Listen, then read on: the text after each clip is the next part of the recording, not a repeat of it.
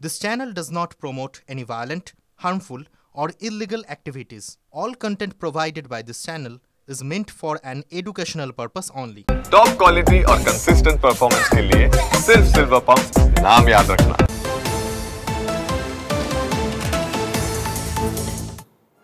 ভাঙনের সুবর্ণরেখায় ভেসে গিয়েছে আস্ত খেলার মাঠ। প্রায় 1200 মিটার এলাকা জুড়ে ব্যাপক নদী ভাঙন। সুবর্ণরেখার গ্রাসে বিপন্ন ঝাড়গ্রামের মালিঞ্চা গ্রাম। খেলার মাঠের পাশাপাশি আমবাগান ক্লাব ঘর নদীতে তলিয়ে গেছে। আতঙ্কে প্রায় 250 পরিবার। দ্রুত পার বাঁধানোর দাবি বাসিন্দাদের। সম্প্রতি রাজ্যের সেচমন্ত্রী মানস ভূঁইয়া এই এলাকায় পরিদর্শনে আসেন। প্রতিশ্রুতি বারবার দেওয়া হয়েছে, কিন্তু কাজ কিছুই হয়নি। স্থানীয় বাসিন্দারা অভিযোগ করছেন, প্রতি বছর বর্ষার আগে প্রশাসনের তরফে ভাঙন প্রতিরোধের প্রতিশ্রুতি মেলে, কিন্তু বাস্তবে কোনো কাজ হয়নি। গত বছর থেকে যেভাবে ক্ষতি হয়েছে, আমবাগান ছিল, আমবাগান একদম জলে, মানে আর যে পিএলসি ঘর আছে সেও প্রায় যাওয়ার পথে, আর রাস্তার পার বরাবর প্রায় উঠছে। তাই ছাতিনা মালিঞ্চা দুটো গ্রাম একদম আতঙ্কিত সবসময়। তবে সবেমাত্র গত 2-3 বছর ধরে মানে ভাঙনটা একটু জোরে, এই বছর একদম অতি বেশি, যাকে বলে মানে অতি বেশি।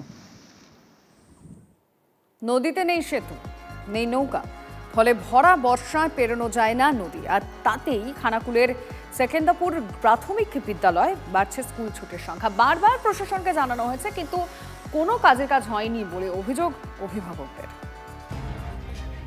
নবজাগরণের জনক তিনি, আর তারই পাশের গাঁয়ে ছেলেমেয়েদের শিক্ষা জীবনটা অন্ধকারে।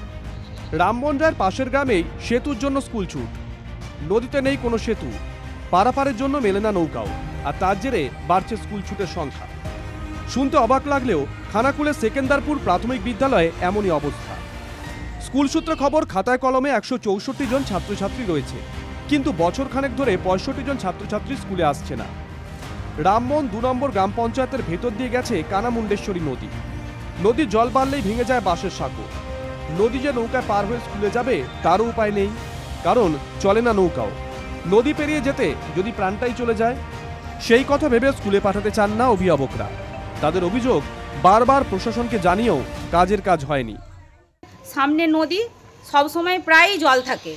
জলের জন্য ছেলে পুলেরা যা আশা করতে পারে না আছে একটা সাঁকো, না আছে নৌকা। দুটো স্কুল, বড় বড় স্কুল, নামকরা স্কুল, একটা যাতায়াতের কোনো ব্যবস্থা নেই। নদীতে জল হয়ে যাচ্ছে, বন্যা হয়ে যাচ্ছে, রাস্তা কোনো নেই, কেন হচ্ছে নৌকা যোগাযোগের ব্যবস্থা নেই।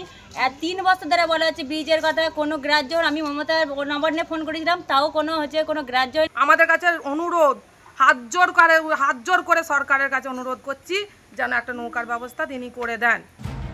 স্কুলের প্রধান শিক্ষিকাও দাবি করছেন, তিনি পঞ্চায়েতকে একাধিকবার জানিয়েছেন। পঞ্চায়েতের প্রধানের কাছে সেই অ্যাপ্লিকেশন জমা দিই এবং উপপ্রধানও ছিলেন, ওনারাকে বলেছিলাম আমার একটা কোনো কিছু সুরাহা করে দিন, যাতে একটা বাঁশের অন্তত মাচা বা ব্রিজ করে দিতে পারে, বা কোনো নৌকার ব্যবস্থা বা কোনো কিছু একটা ব্যবস্থা আমার করে দিতে হবে, যাতে ওই বাচ্চাগুলো আমার বিদ্যালয়ে এসে পঠন পাঠনে মনোযোগী হতে পারে। কিন্তু ওনারা আমাদেরকে বলেছিলেন আমরা ব্লকে জানাবো এবং আমরা চেষ্টা করছি। যদিও পঞ্চায়েতের উপপ্রধান বলছেন, বিষয়টি তিনি এতদিনে জানলেন। আমাদের নদীটা মানে আমাদের জলটা কমে গেলেই আমরা বাঁশের সেতু বানিয়ে দেবো। নৌকার আমরা উপর নেতৃত্ব, ব্লক নেতৃত্ব বা জেলা নেতৃত্বকে জানাচ্ছি এবং বিডিও সাহেবকেও জানাচ্ছি। আমাদের আজকেই তো জানালাম। এমনিতেই রাজ্যের স্কুল শিক্ষা বেহাল। সম্প্রতি কেন্দ্রের একটি রিপোর্টে দেখা যাচ্ছে, এ রাজ্যে 8000 স্কুল বন্ধ হয়ে গেছে। কোনো পড়ুয়া নেই 3000-এর বেশি স্কুলে। এমন 6000-এর বেশি স্কুল আছে যেখানে একজন মাত্র শিক্ষক। মরার ওপর খাড়ার ঘা। নিয়োগে দুর্নীতি মামলায় 26,000 শিক্ষকের চাকরি বাতিল। এই অবস্থায় যে কটা স্কুল চলছে, সেখানেও যদি ছবিটা একই রকম হয়, তাহলে তো মৌলিক অধিকার শিক্ষা দূরস্ত। Bureau report, TV9 Bangla.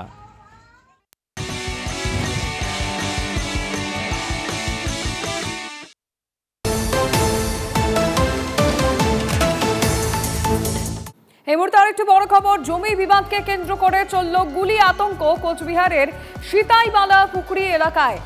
Bike গুলি লেগেছে এক ব্যক্তির, ভর্তি হাসপাতালে। জমি বিবাদকে কেন্দ্র করে কি কারণে গুলি চলেছে কি জানা যাচ্ছে, সুমন কল্যাণ ভদ্র জানাবেন ডিটেলে। সুমন, গতকাল হঠাৎ করে এই ঘটনা ঘটে সিতাইতে, যেটা স্থানীয় সূত্র থেকে জানা যাচ্ছে, যেটা বলছেন সকলে, যে গতকালকে হঠাৎ করেই কয়েকজন ব্যক্তি আসেন এবং তারা এলোপাথারি গুলি চালান। মোট 3 থেকে 4 রাউন্ড গুলি করা হয়। একটি গুলি তার লাগে হচ্ছে এই গুলিবিদ্ধ লোকের পায়ে লেগেছে। তিনি এই মুহূর্তে চিকিৎসাধীন রয়েছেন।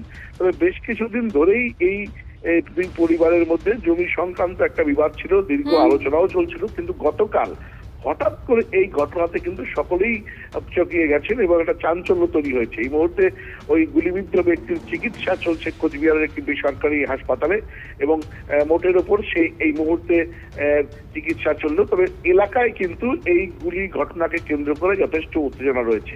ধন্যবাদ।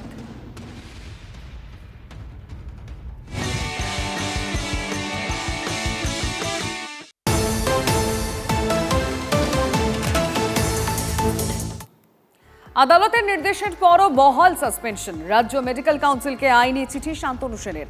আইনজীবী মারফত চিঠি শান্তনু সেনের। 21 জুলাই এর আগে আবারও প্রকাশে শান্তনু সেন, সুদীপ্ত রায় দৈরথ। সমাজ মাধ্যমে টিএমসি বিধায়ক সুদীপ্ত রায় তত্ত্বাবধানে থাকা মেডিকেল কাউন্সিলকে তোপ তৃণমূলের সাসপেন্ডেড নেতা শান্তনু সেন। আদালতের নির্দেশের 10 দিন পর কেন প্রত্যাহার হলো না সাসপেনশন? এটা কি আদালত অবমাননা নয়? কি বলছেন দু তরফে কি জানা যাচ্ছে? আমরা আরো ডিটেলে আমাদের রিপোর্টে সৌরভ দত্তের কাছ থেকে জানি। সৌরভ, দেখো, তুমি জানো যে শান্তনু সেন তৃণমূলের সাসপেন্ডেড চিকিৎসক নেতা। তাকে ভুয়ো ডিগ্রি ব্যবহারের অভিযোগে তার ডিগ্রি বিতর্কে তিনি আর ডাক্তারি করতে পারবেন না, তার রেজিস্ট্রেশন বাতিল করা হয়েছিল। বিষয়টি নিয়ে রাজ্য মেডিকেল কাউন্সিল পদক্ষেপ করার পর রাজ্য মেডিকেল কাউন্সিলের সিদ্ধান্তকে চ্যালেঞ্জ জানিয়ে শান্তনু সেন কলকাতা হাইকোর্টে দ্বারস্থ হয়েছিলেন। সেখানে বিচারপতি অমৃতা সিনহার এজলাসে শান্তনু সেনের এভাবে যে রেজিস্ট্রেশন বাতিল, সেটা আইনি মান্যতা পায় না এমনই আদালত নির্দেশ দিয়ে জানিয়েছিল এবং তার সাসপেনশন প্রত্যাহারের নির্দেশ দিয়েছিল। সেই নির্দেশ কেন 10 দিনের পরও কার্যকর হলো না, সেই প্রশ্ন তুলে সমাজ মাধ্যমে সরব হয়েছেন শান্তনু সেন এবং তার অভিযোগ যে রাজ্য মেডিকেল কাউন্সিলের সভাপতি সুদীপ্ত রায়, যিনি তৃণমূলের বিধায়কও, তিনি ব্যক্তিগত স্বার্থসিদ্ধির লক্ষ্যে এই পদক্ষেপ করছেন এবং আদালতের নির্দেশ কার্যকর করছেন না এবং সেই মর্মে আদালত অবমাননার হুঁশিয়ারি দিয়েছেন শান্তনু সেন। ধন্যবাদ সৌরভ। আমরা নজর রাখছি সেই খবরের দিকে।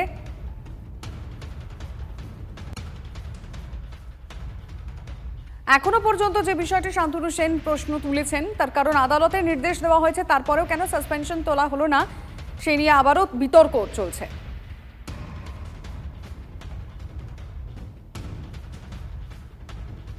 নিকো পার্কে পড়ুয়া মৃত্যুর প্রাথমিক কারণ জানা গেল। আচমকা মস্তিষ্কে রক্ত সঞ্চালন কমে সংজ্ঞাহীন হয়ে পড়ে রাহুল। ময়না তদন্তের প্রাথমিক রিপোর্ট এমনটাই জানা যাচ্ছে সূত্র মারফত। সংজ্ঞাহীন অবস্থায় পড়ার কারণেই রাহুলের মাথার পিছনের দিকে আঘাত লেগে রক্তক্ষরণ হয়। 18 বছরের যুবকের হৃদযন্ত্র, লিভার, প্যানক্রিয়াস স্বাভাবিকের থেকে আকারে বড় ছিল। মস্তিষ্কে রক্ত সঞ্চালনের প্রবাহ কেন অকস্মাৎ কমলো তা জানতে যুবকের প্রতিটি অঙ্গের হিস্টোপ্যাথোলজি করা হবে, আর সেই সঙ্গে খাবারে বিষক্রিয়া বা মাদক সেবনের জেরে এই পরিণতি কিনা জানতে ভিসেরা নমুনা সংগ্রহ করা হয়েছে।